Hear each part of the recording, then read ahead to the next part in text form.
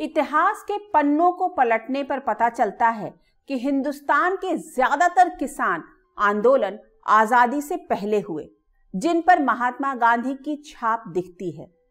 गांधी जी ने जिस ग्राम स्वराज की कल्पना की थी, उसके केंद्र में ग्रामीण समाज की रीढ़ यानी किसान ही था। आजादी की फिजा में किसानों ने अपनी आंखों में बड़े बड़े सपने संजो रखे थे, क्योंकि अंग्रेजी राज में उनका बहुत शोषण हुआ था। लेकिन आजादी के बाद भी उनकी किस्मत के बंद दरवाजे नहीं खुले। बंगाल में आजादी से ठीक पहले एक बहुत बड़ा किसान आंदोलन शुरू हुआ।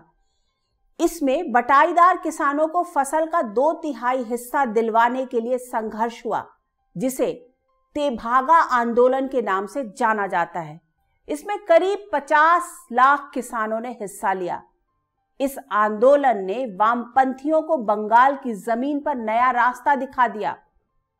उसी दौर में भारतीय कम्युनिस्ट पार्टी के कुछ नेताओं ने जोतने वाले को जमीन का नारा बुलंद करते हुए आंदोलन को आगे बढ़ाने का प्रस्ताव रखा था।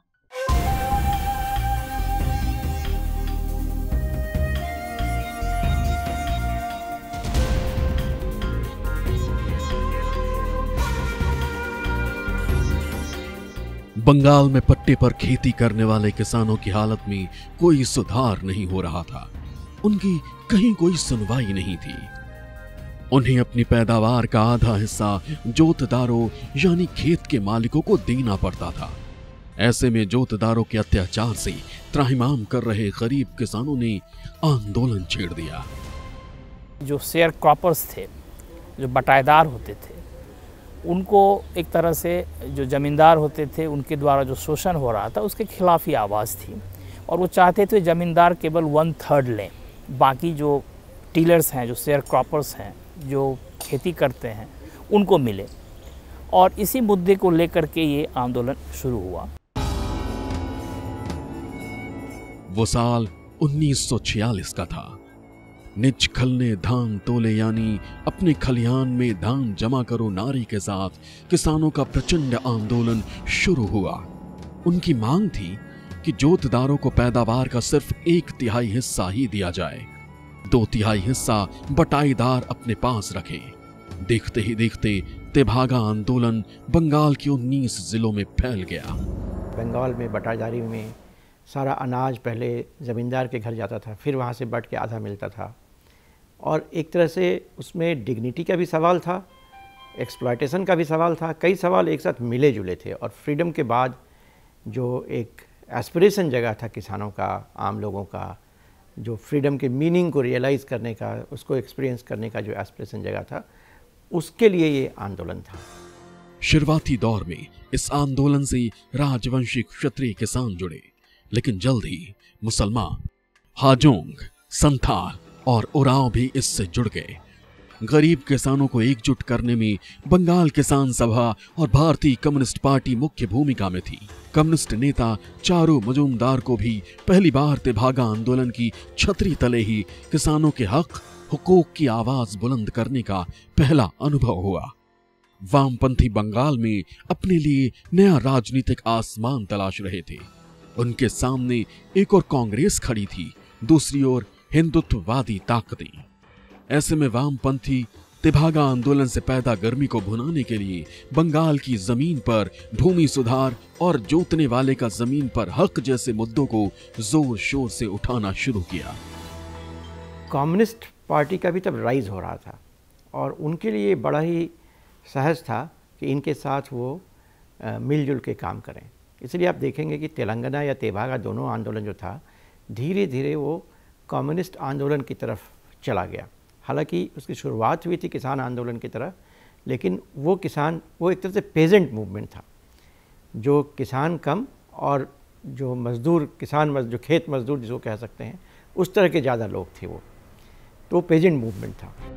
आजादी के बाद भी बंगाल की जमीन पर शुरू हुआ किसानों का ये प्रचंड आंदोलन चलता रहा, लेकिन पुलिसिया कार्रवाई की वजह से धीरे धीरे किसानों का ये बड़ा आंदोलन दम तोड़ने लगा। किसानों का एक बड़ा आंदोलन तेलंगाना में भी चल रहा था। तब की हैदराबाद रियासत की सामंती व्यवस्था के खिलाफ इसे आधुनिक भारत में किसानों का सबसे बड़ा गुरिल्ला संग्राम माना जाता है। बात 1947 की है। तेलंगाना के स्थानीय देशमुखों ने पटेल और पटवारियों की मदद से इलाके की ज्यादातर उपजाऊ जमीन पर कब्जा कर लिया था। देशमुखों को हैदराबाद के निजाम का समर्थन था। तेलंगाना के सामंत यानी देशमुखों ने किसानों और खेतिहर मजदूरों का बेहिसाब शोषण शुरू कर दिया। ऐसे में देशमुखों के अत्याचार से त्राहिमाम कर किसानों ने ऐलाने जंग कर दिया। बाद में इस आंदोलन से कम्युनिस्ट पार्टी भी जुड़ गए और किसानों के साथ मिलकर आंदोलन को और आक्रामक बना दिया। कम्युनिस्टों के हाथ पहले से ही रजाकारों द्वारा छोड़े गए भारी मात्रा में हथियारों का ढेर लग चुका था।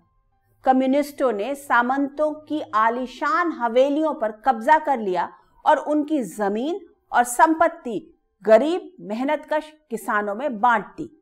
इतना ही नहीं, कम्युनिस्टों ने किसानों को समझाया कि वो जमीन का लगान न दे।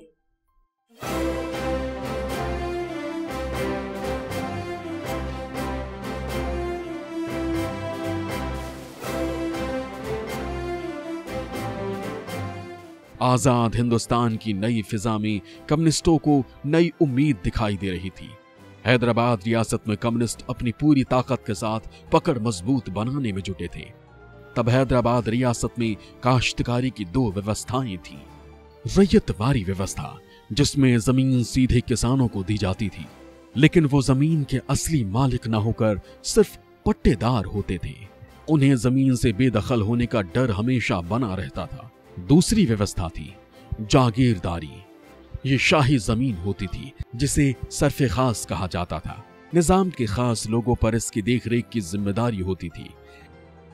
हैदराबाद में काश्तकारी की दोनों ही व्यवस्थाओं में किसानों का बेहिसाब शोषण हो रहा था। जब निज़ाम का वहाँ पे रूल था और लैंडलॉर्ड थे ये सब जो वहाँ के बड़े लोग थे, और वहाँ पे भी यही होता था कि जो ज़मीन वो देते थे उसके साथ जो उसका अनाज के जो बीज वगैरह दिए जाते थे, उससे वो किसानों का काफ़ी हद तक हिस्सा अपने पास रख लेते थे। और किसानों को भी वहाँ पे यही रोष था कि हमारा एक्सप्लॉयटेशन हो रहा है। हैदराबाद रियासत में किसानों ने सामंतों के खिलाफ प्रचंड आंदोलन और छापामार युद्ध शुरू किया।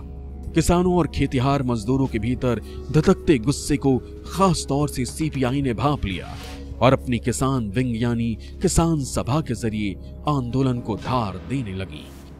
जहाँ पे पॉलिटिकल अनसर्टेनिटी थी, वहाँ उन्होंने उनको संगठित किया और अपनी जो कम्युनिज्म अप्रोच होती है, सोशलिस्ट अप्रोच होती है, उस बेस पे उन्होंने किसानों को भड़काया और ये कहा कि हम आपके साथ हैं। फिर आंदोलन हुआ। किसानों के इस आंदोलन की शुरुआत सामंतों और जमींदारों के खिलाफ नालगोंडा जिले से हुई। उसके बाद वारंगल, बीदर, खम्मम, महबूबनगर, करीमनगर, निजामाबाद समेत पूरी हैदराबाद रियासत में फैल गया। आंदोलनकारी किसानों ने निजाम के खिलाफ भी मोर्चा खोल दिया। उनकी मांग थी किसानों से गैर वाजिब लगान ना लिया जाए, पट्टे पर मिली जमीन वापस ना ली जाए, किसानों के सभी कर्ज माफ किए जाएं, जमीन का नए सिरे से बंटवारा हो। आंदोलन के दौरान कम्युनिस्टों ने जमींदारों और सामंतों की हवेलियों पर कब्जा कर लिया। उनकी जमीनें गरीब किसानों और खेतिहर मजदूरों में बांट दी। कम्युनिस्टों ने खुद को कई टीमों में बांट लिया, जिनके जिम्मे कई कई गांव थे। किसानों से लगान नहीं देने की अपील की और कानून व्यवस्था खुद अपने हाथों में ले ली। खेतिहर मजदूरों का उन्हें तगड़ा समर्थन मिल रहा था। ये आंदोलन बहुत ही उग्र हो गया, काफ़ी हिंसक हुआ भी।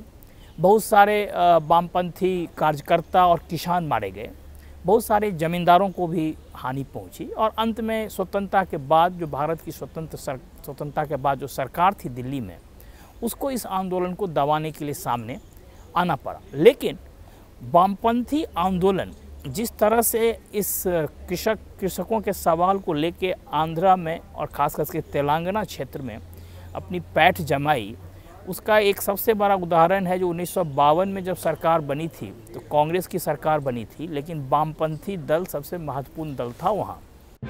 हैदराबाद पर भारतीय फौज की जीत के बाद तस्वीर बदलने लगी। सरकार ने पूरी ताकत के साथ कम्युनिस्टों पर शिकंजा कसना शुरू किया। इतिहासकार रामचंद्र गुहा अपनी किताब इंडिया आफ्टर गांधी में लिखते हैं, कम्युनिस्ट पार्टी के 50,000 कैडर और समर्थकों को गिरफ्तार कर जेल भेज दिया गया। हैदराबाद में पुलिस ने कम्युनिस्ट पार्टियों के बड़े नेताओं को पकड़ लिया। हालांकि दक्कन में कम्युनिस्ट आंदोलन का जनक रवि नारायण रेड्डी अभी भी पुलिस के गिरफ्त से दूर था। हैदराबाद के मिलिट्री गवर्नर JN चौधरी ने कम्युनिस्टों के खिलाफ एक प्रचार अभियान शुरू किया। गांवों के ऊपर तेलुगु में पर्चे गिराए जिसमें लिखा गया था कि निजाम की निजी जमीन किसानों में बांट दी जाएगी। नाटक कंपनियों के जरिए गांवों तक सरकार का पक्ष लोगों के सामने रखा गया। सरकार के जवाबी एक्शन ने कम्युनिस्टों की कमर तोड़ दी, लेकिन हैदराबाद रियासत में किसानों ने आंदोलन का जो बिगुल बजाया उससे आगे चलकर बेगार प्रथा खत्म हुई। खेतिहर किसानों की मजदूरी बढ़ी, किसानों को जमीन पर हक मिला, अर्ध सामंती व्यवस्था का खात्मा हुआ, भाषाई आधार पर आंध्र प्रदेश के गठन की जमीन तैयार हुई।